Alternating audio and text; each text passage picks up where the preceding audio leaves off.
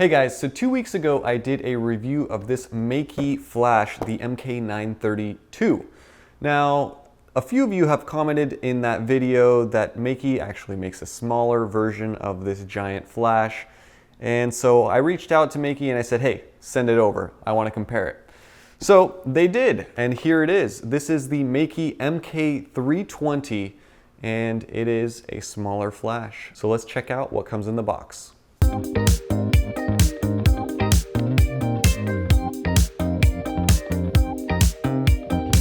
Just for size comparison, here are the two boxes next to each other.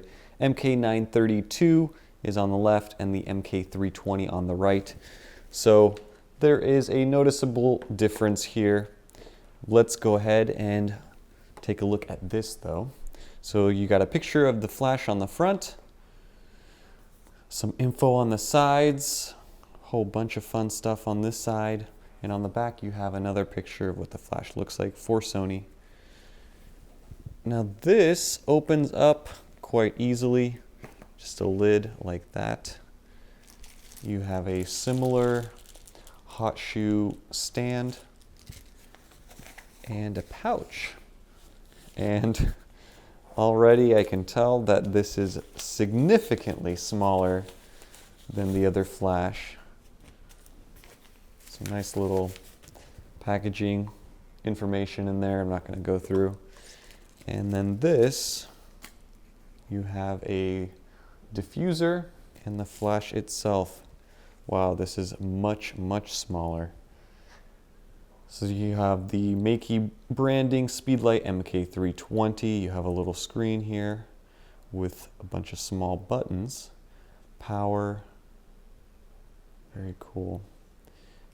Around the back, you have the spot for your two AAA batteries. No, two AA batteries.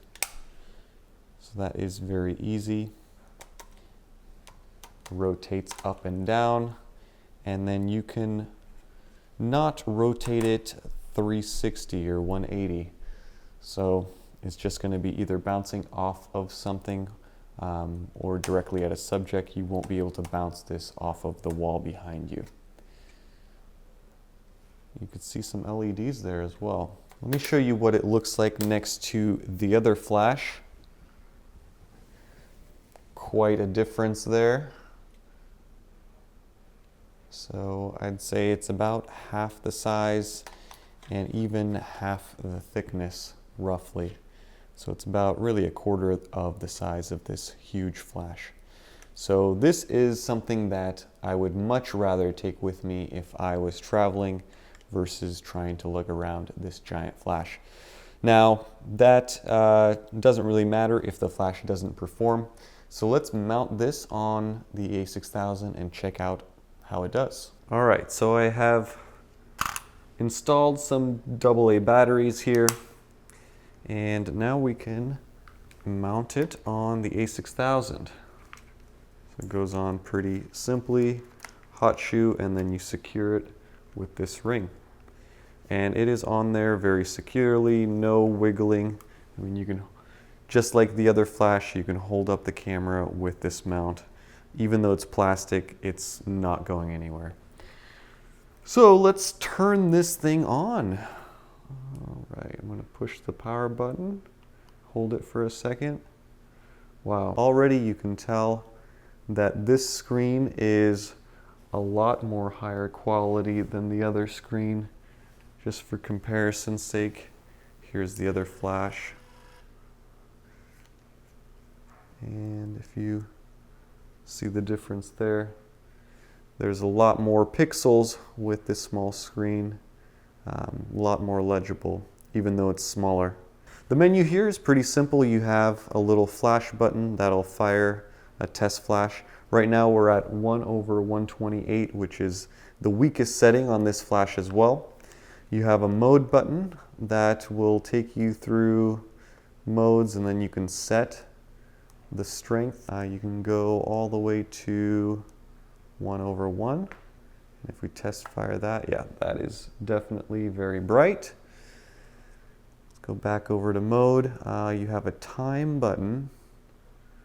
I'm guessing that's for timing. I'm not going to mess with that. Hertz. left and right arrows, and then a set button, power. Pretty simple interface here, pretty easy to use. Around the side, there is a little USB port. I'm guessing that's to upgrade firmware. Maybe it's for charging, but I doubt it. Around the front, you have the sensor that looks all the way blacked out. Little indicator light here. So that is pretty much it. There's no diffuser with this built in, but you do get this little thing. So you can put that on top, and then if I turn the camera on, let's see if this will work. Yeah. This is how it looks on the camera. It is much more fitting of the camera's size, and if it is as powerful as the other one, certainly a better, more compact buy. So my wife has graciously volunteered to be a model for me while I show you guys the differences between these two flashes. So I don't know if you could see this, but I have this set at the lowest setting, so 1/128.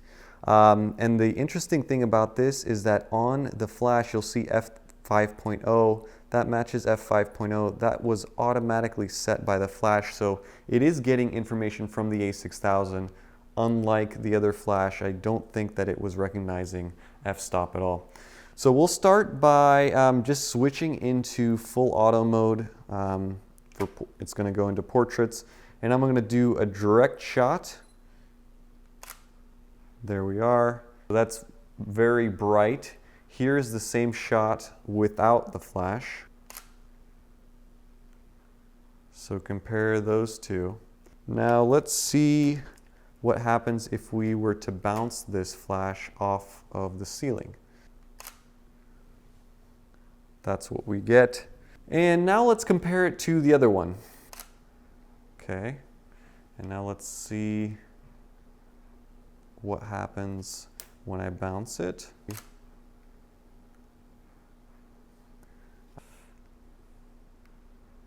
The last thing I want to compare is both of these at maximum settings. All right, so this is going to be really bright. Ow!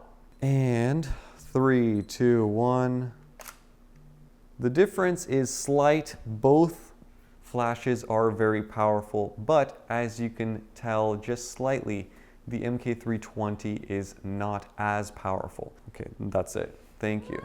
I expected this small flash to be a lot weaker than its bigger brother. However, in my test shots, because my subject was close to me, it performed almost identically. If my subject was further away, I know that the difference would be a lot more noticeable.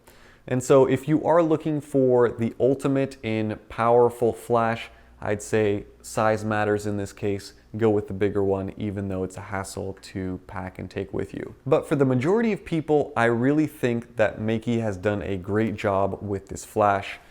The screen on the back is much nicer than this one, I've mentioned it. The menu is nicer, the buttons feel more premium. In fact, I was just playing around with it. I noticed that it has a built-in video light, which is even great for shooting videos. The 3 LEDs that I pointed out, that's what it's for. So I really am impressed, pleasantly surprised by this compact flash. Now it is more expensive. It's about $20 to $25 more versus the larger one. So if budget is a concern and you need a flash, this is probably the better choice. But if you do have the extra cash and you're looking for something that's compact, that's still powerful, and that does really a good job with portraits, at least indoors under poor lighting conditions, this is definitely an option that you should check out. There are a couple of things that I wish that Makey would have included with this flash. In fact, there's really 3. Number 1, I wish that you could rotate this a full 180 and bounce it off of something behind you. You don't have that option. I mean, all you have is that to that. So it's not as versatile as this flash where you can take and rotate it. I do also wish that the diffuser was not a pop-on cap, but instead was built in, similar to the way it is built in on this big flash. And I wish that it had a bounce card. I was really pleasantly surprised with how much I liked this little bounce card, even though I'd never really used it much. But I've been using it over the last couple of weeks and it's been awesome. Overall, I'd give this thing a thumbs up. Because of the size, I feel like I will use this a lot more than the bigger flash. I mean, it really does not take up much space at all. So throwing this into my camera bag will be a piece of cake. So anyway, if you guys have any questions about this flash, comment down below. Thank you guys for all of the likes and all the comments and all the support, and I will see you in the next video. Bye-bye.